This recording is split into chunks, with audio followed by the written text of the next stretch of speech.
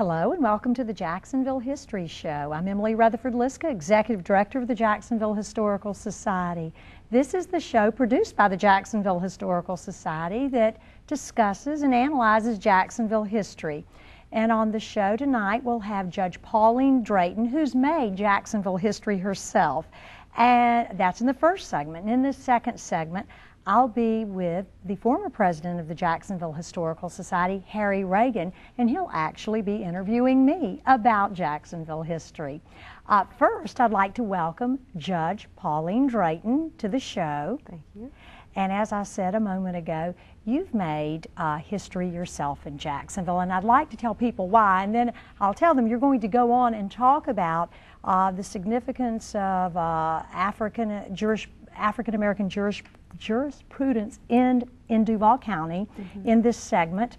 But first I'd like to say you are the first African-American woman in Duval County and in the broader 4th Judicial Circuit to be appointed to a judgeship.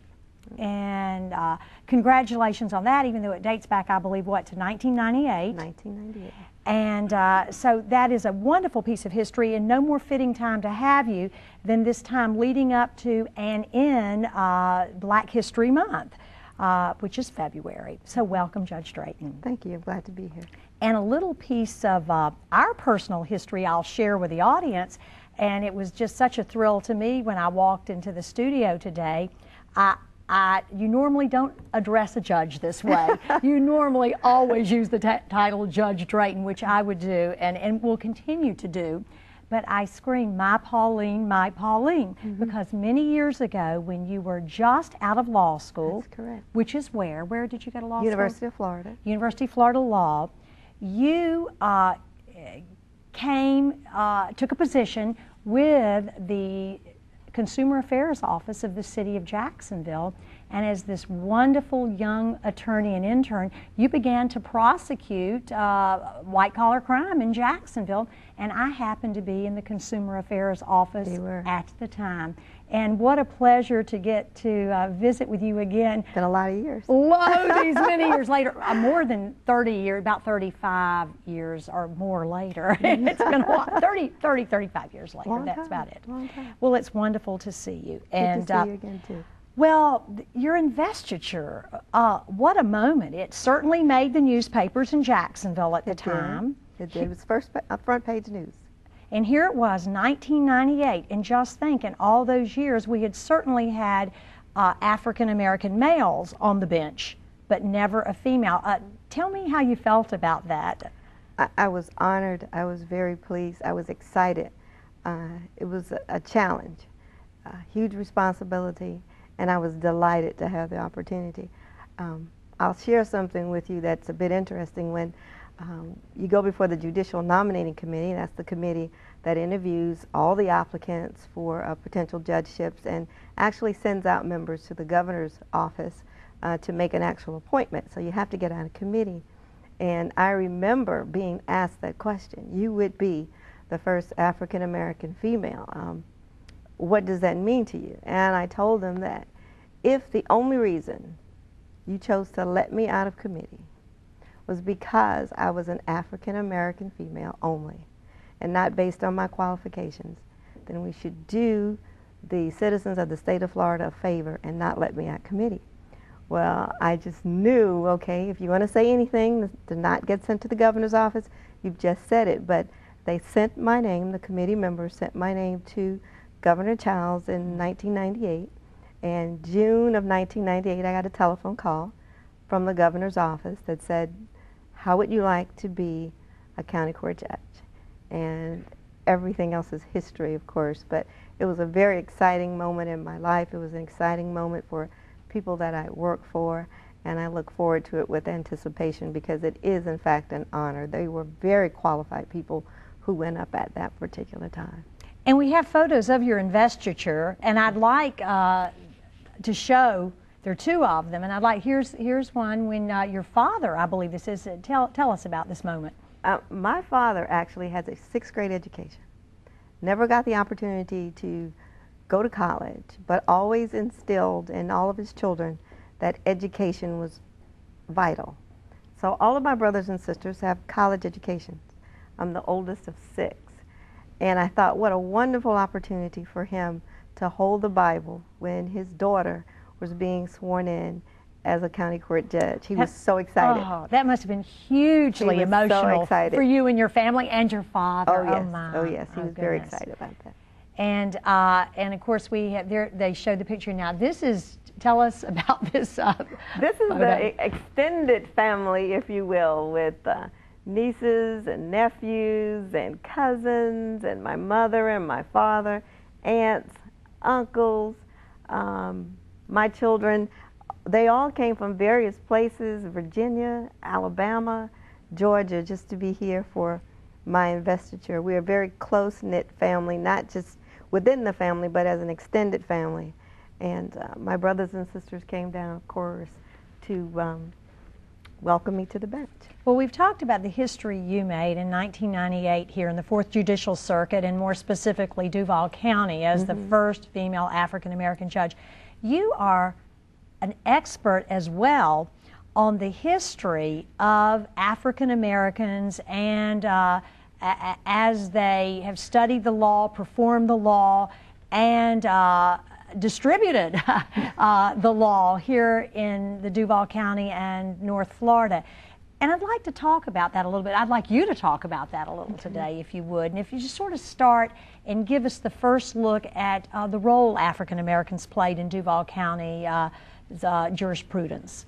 I think the lawyers in Duval County were always actively involved in civil rights and in calling attention to the fact that the Constitution was an important document that should be interpreted for all people, not some people.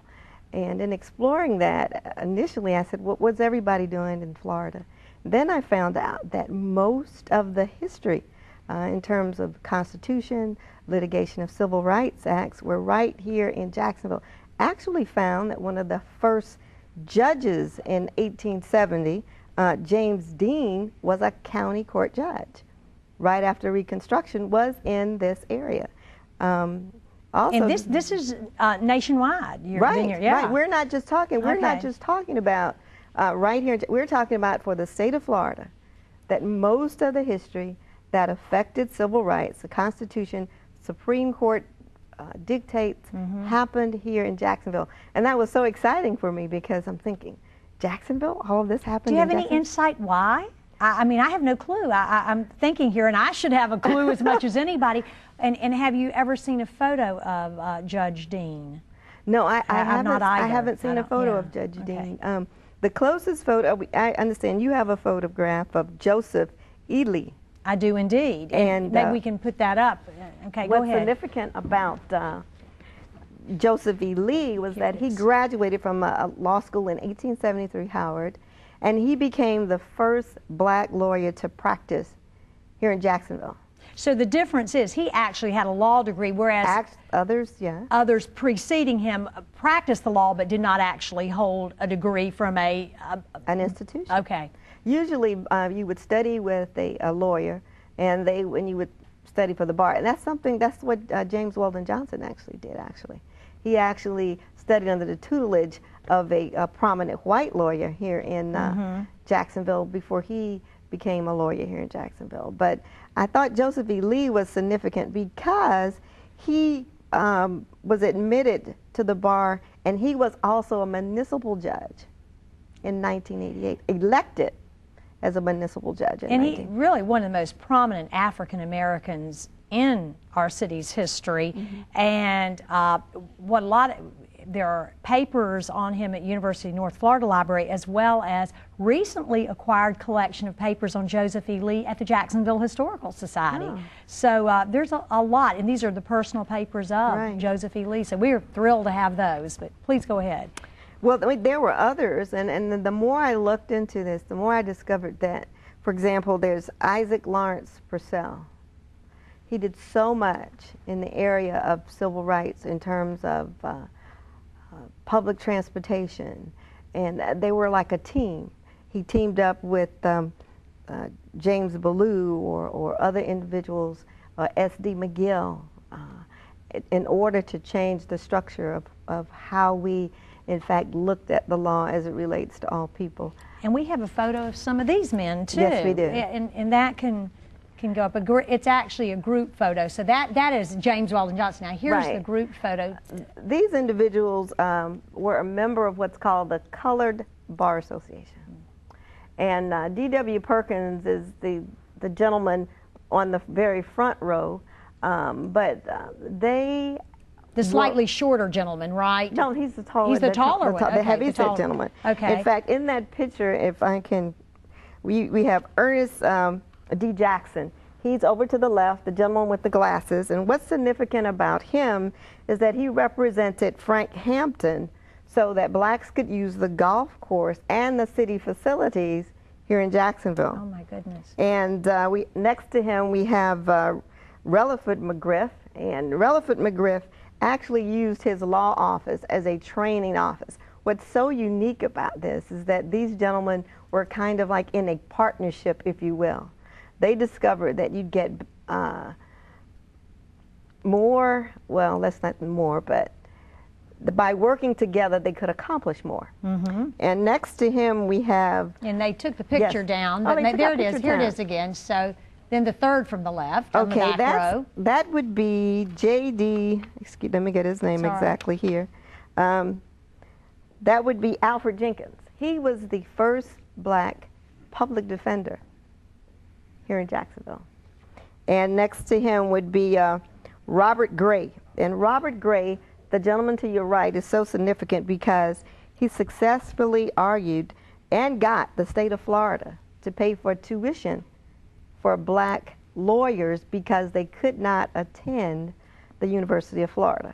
And you have to remember, the University of Florida did not accept black applicants until 1949. So this is a very significant court case that he just handled to do that. Now, and D.W. Perkins, of course, is up there, which is now the Bar Association bears his name, because at that time they were called the Colored Lawyers Association. But because of D.W. Perkins, he argued before the courts for the inclusion of blacks on juries. He also argued before the Florida legislature to keep the Florida legislature in 1913 from disbarring all black lawyers. So that was a pretty powerful, significant group during that time in the early 1900s. Very powerful. And just real quickly, if we could go back to James Weldon Johnson's photo a minute. Mm-hmm. That's the single photo that they flashed up briefly, and perhaps they can bring that up. And I'd like you just to touch on James Weldon Johnson, because he was the first African-American admitted to the Jacksonville Bar Association. And I think that's significant, and there is his... Yes. At that particular time, the Jacksonville Bar Association held what's called an oral bar. And he was prepared by a lawyer who was sponsoring him to take that oral bar examination. It turned into quite a spectacle because no one expected him to be admitted. And at some portion during the bar exam, they actually started asking him questions out of the Florida statutes at that particular time. It was an exhausting procedure until finally they'd gotten to the last question, and one of the lawyers looked over at the other, said, "He's done an excellent job, what am I going to do?" And one of the lawyers actually stormed out because did not want to accept the fact that there was going to be a black member in the Jacksonville Bar Association. So that was an bar. Yes, admitted to the bar. Admitted to the bar, and he didn't want that. Now, James Weldon Johnson actually practiced here. Mm-hmm. And he actually also practiced with Wetmore, who also filed civil rights legislation with S.D. McGill and also with Purcell.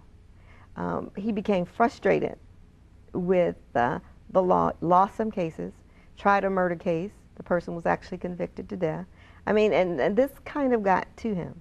And all of this led to him leaving for a time period because he did not stay. Sure. And kind of in a retreat, so to speak, and actually wrote Lift Every Voice and Sing. He taught. Of course, we know about... Brilliant educator. Brilliant educator, and imparted all of that kind of wisdom. But and would become, as I recall, the first African-American ambassador appointed by President Teddy. Yes, he would. Yeah. So he utilized his law skills And I mean, I just love Lift Every Voice and Sing, because to me it exemplifies a struggle of a people, if you are allowed to do, allowed to become, to accept the challenge and rise to greatness. And that's why I felt so honored. I said, there are just too many people that I cannot let down. You know, I have to do a good job. Well, it has been wonderful to watch you in your career track, and it's wonderful that you have embraced history with such great interest and enthusiasm. So I thank you for all you've done, and I also thank you for pursuing and teaching history to others, especially this African American history in this important month, African American History Month. So thank you so much for being here, Judge Drayton, and I hope we can get you back again to talk a little more. Oh, we will, and maybe we won't wait 35 years. I hope not. I hope not. If everyone will stay tuned, former President of the Historical Society, Harry Reagan, will be with us in the next segment.